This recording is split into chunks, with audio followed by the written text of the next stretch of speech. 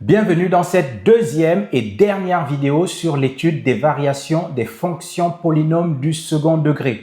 Je te rappelle que dans mon compte, il y a une première vidéo dans laquelle on a travaillé sur ces fonctions de type ax carré plus bx plus c, mais c'était pour une valeur de a qui est supérieure à 0. Et dans ce cas, on a vu que la courbe représentative allait passer par un creux et ce creux correspond à un minimum. Alors ici, je te propose un K2 et cette fois-ci, la valeur de A va être inférieure à 0. Et j'espère que tu resteras jusqu'au bout de cette vidéo parce que je vais te montrer un piège que tu dois absolument apprendre à éviter pour ne pas commettre la même erreur que la plupart des élèves de première commettent. Alors ici, tu as une fonction f de x qui est égale à moins 2x au carré. Donc, tu vois bien ici que ton coefficient est négatif, moins 8x plus 4. Et donc, le but, c'est de dresser le tableau des variations de cette fonction.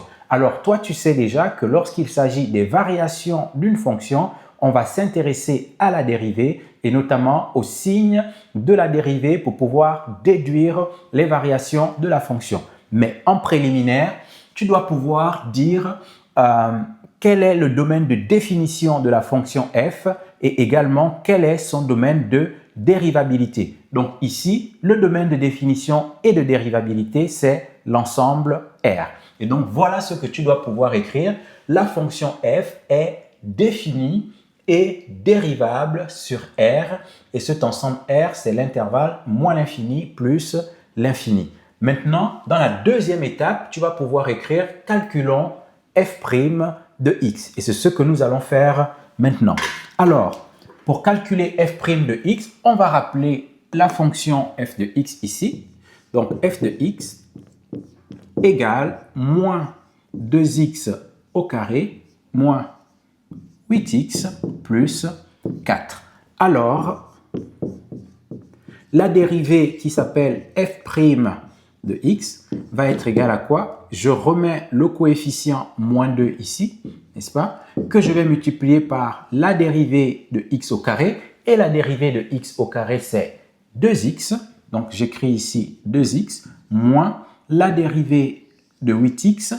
La dérivée de 8x, c'est tout simplement 8 plus la dérivée de la constante ici. Et la dérivée d'une constante, c'est égal à 0. Et donc, la dérivée de 4 ici, c'est 0. Donc, on obtient finalement ici que notre f' de x va être égal à quoi? Moins 2 fois 2x, ça va faire moins 4x. Moins 8 plus 0, ça fait tout simplement moins 8. Et je peux encadrer ce résultat. Bien, maintenant, la troisième étape, étudions le signe de f' de x. Alors, pour étudier le signe de f' de x, tu vas t'intéresser ici à résoudre l'inéquation f' de x supérieure ou égale à 0. Et donc ici, tu te demandes quand est-ce que cette dérivée va être positive et aussi quand est-ce qu'elle va être égale à 0. Bien. Donc ici, on répond à deux problèmes en même temps. Alors, on rappelle que vaut f' de x. f' de x, c'est moins 4x moins 8. Donc ici, je vais mettre que ça équivaut à écrire finalement que moins 4x moins 8 supérieur ou égal à 0.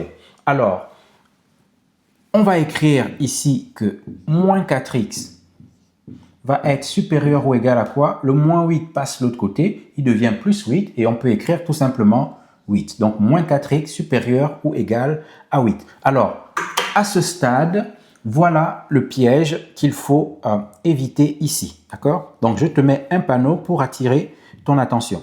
Alors, tu vois ici que le x est associé à une valeur de a qui est négative. Et nous, c'est plus intéressant pour nous d'avoir une valeur de a ici associée à cette variable x qui doit être positive. Et qu'est-ce qu'on va faire? On va multiplier toute cette inéquation ici par moins 1. D'accord? Donc, comme ça, moins 1 multiplié par moins 4, ça va devenir tout simplement positif. Ça va me donner 4. D'accord? Donc, ici, je vais avoir au lieu d'avoir moins 4x, je vais avoir ici moins 4, plutôt, je vais avoir ici 4x, n'est-ce pas? Et ici, au lieu d'avoir 8, 8 fois moins 1, ça va me faire ici moins 8, n'est-ce pas? Et le piège, il est aussi à ce niveau, au niveau de cette inégalité. Si on multiplie l'inéquation par une valeur qui est négative, comme on l'a fait ici par moins 1, l'inégalité doit changer de sens. Donc, au lieu d'avoir supérieur ou égal à 0, on va inverser, on va mettre inférieur ou égal à 0. D'accord? Donc, voilà à quel niveau il faut éviter les pièges. Bien. Donc, tu as vu le piège à éviter ici. Surtout, ne pas oublier de changer le sens de l'inégalité. Bien. Donc, finalement, ici, qu'est-ce qu'on va avoir? On va avoir finalement que x va être inférieur ou égal à moins 8 sur 4, n'est-ce pas? D'accord? Parce que le 4 passe au dénominateur, moins 8 sur 4. Donc, on va avoir ici que x va être inférieur ou égal à moins 2. Et on peut encadrer ce résultat ici qui est important. Maintenant, on va passer à la quatrième et dernière partie.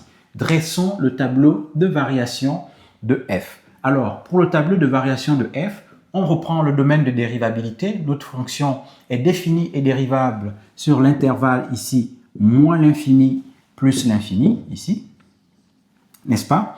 Et ensuite, on revient maintenant sur le cas de notre dérivée f' de x. On a vu qu'il y avait une valeur particulière ici, x, qui s'appelle moins 2.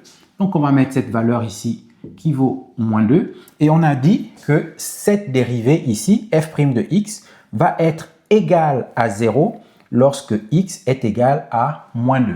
Donc ici, je vais mettre que ma dérivée va s'annuler.